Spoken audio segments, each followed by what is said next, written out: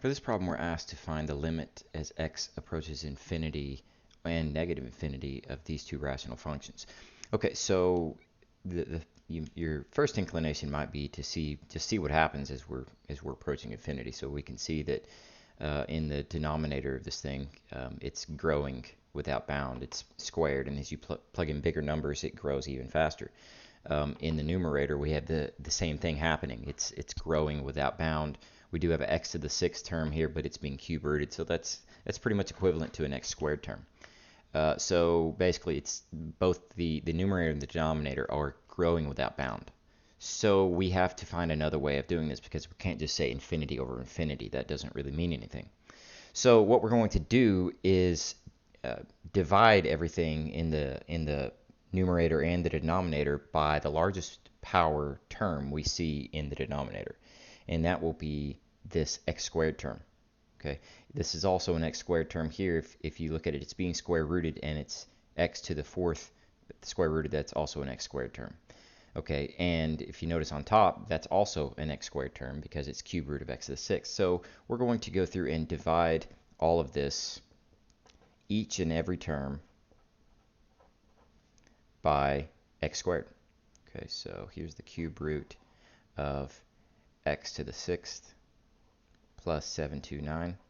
Okay, now let me drop this because I'm going to have to divide here. So when we're dividing by x squared, well, we're dividing inside of this cube root here.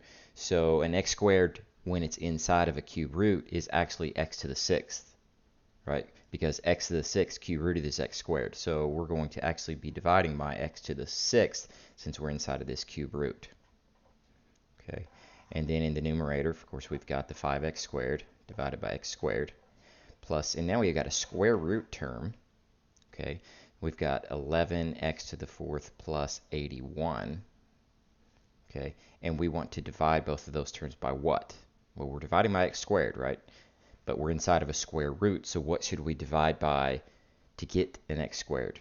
Well, that would be x to the fourth, because x to the fourth square rooted becomes x squared. Okay, so even though it says here that we're dividing by x to the fourth here, x to the sixth here, those are all x squared terms when you take into account the square roots and the cube root. Okay, so let's look at the numerator. So this term turns into 1. So we've got the cube root. Let's not get lazy. Limit is x approaches infinity of, okay, so cube root of 1 plus 729 over x to the sixth. And in the denominator, cancel out there, 5 plus square root of, cancels out there, that gives an 11 plus 81 over x to the fourth. Now, how did that help us find the limit of this problem?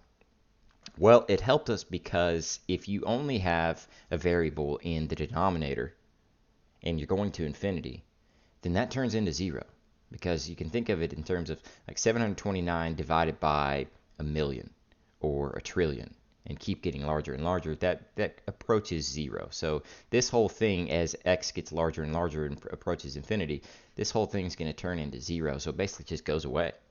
And the same thing happens here with the 81 over x to the fourth. As x gets larger and larger, that fraction approaches 0. So those two are basically going to disappear. And we're left with the limit as x approaches infinity of cube root of 1, or just 1, over 5 plus the square root of 11. Okay, and that'll turn into 1 over 5 plus square root of 11. And that's your limit as you approach infinity. Now the problem does ask us also to do the limit as x approaches negative infinity. The process would be the same to get down to this point.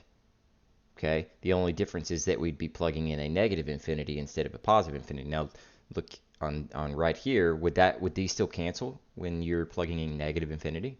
Well, you are still getting infinitely large, just in the negative direction. So this will still approach 0 just from the negative side. And the same here. It'll still, well, actually, no, this is a x to the sixth term, so it's get positive anyways. It doesn't matter one way or the other, but you are approaching 0, whether or not you're going to infinity or negative infinity. Okay, so you'd still get down to this point here with negative infinity instead of positive infinity. So you can say, well, let's not put equal, limit as x approaches negative infinity of the cube root of 1 over 5 plus square root 11 is equal to 1 over 5 plus square root 11. Okay, so that's your limit as you approach infinity or as you approach negative infinity. And you might also get asked to find a horizontal asymptote. Remember that if you find the limit as x approaches infinity, if you get an actual number, then that's automatically a horizontal asymptote. Okay, and they don't necessarily have to be the same. Okay, so these are the horizontal asymptote. They are the same, so you do have a horizontal asymptote at 1 over 5 plus the square root of 11. And that's it.